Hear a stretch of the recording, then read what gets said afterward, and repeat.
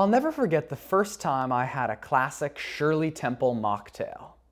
I was 8 years old and I had just walked into my very first dive bar.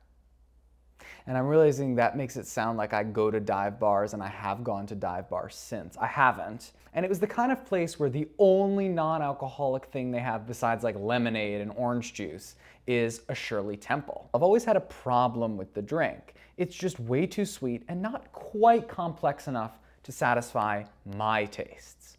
So today I want to make an elevated Shirley Temple. Take the components of a Shirley Temple drink, make it less sweet, more complex, more like a classic mocktail you'd get at an overpriced restaurant in Williamsburg, but for hopefully half the price. All right, let's get started making a Shirley Temple that's more complex and less sweet. So how do you make a drink, any drink, cocktail, mocktail, more complex? Well, an easy way is to add herbs or herbs. This is basil. We'll start by muddling the basil. This is a mortar and pestle technically, but that's okay. You're just trying to bruise the basil. So now I'll snap my fingers and ice is going to appear.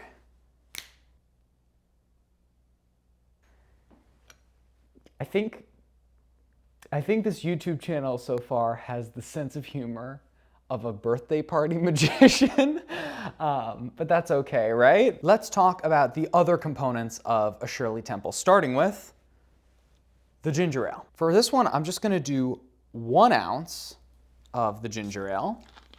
I thought that we could bring this drink more complexity by also adding the flavors of a lemon lime soda, except we don't want to add the sweetness, so I'm going with lemon lime seltzer.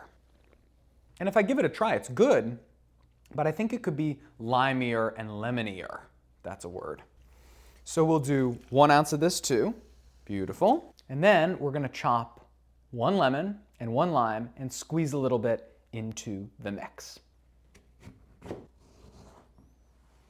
Just a little bit. Now for the problem of grenadine. I thought grenadine was cherry syrup. It's actually pomegranate syrup, but grenadine is really sweet. You know, it's syrup.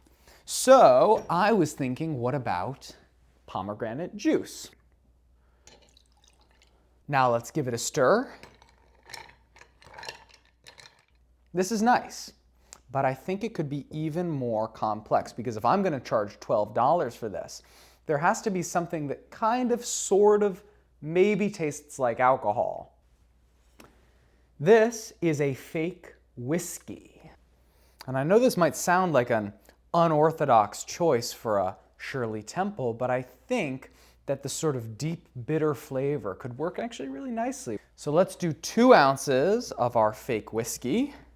1, 2.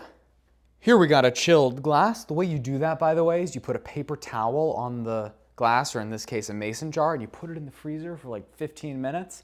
Looks great. And take a strainer over our drink mix.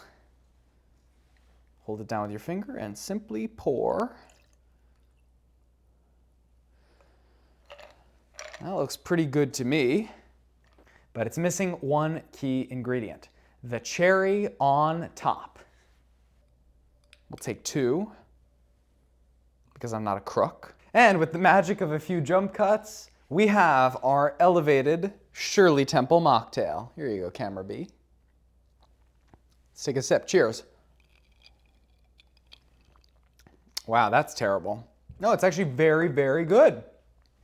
The fake whiskey adds this really nice note of complexity that does hint at it being something more than a mocktail, but of course it is a mocktail, so anybody can enjoy, of all ages. The basil comes through, which is pretty remarkable because we only just muddled it. It's not even in the jar with the rest of the ingredients, but it still comes through. It's very nice, it's very complex. It still sort of has that Shirley Temple vibe, but it's also definitely a different drink. So I hope you try this out. And if you don't like it, you probably messed it up. Cheers.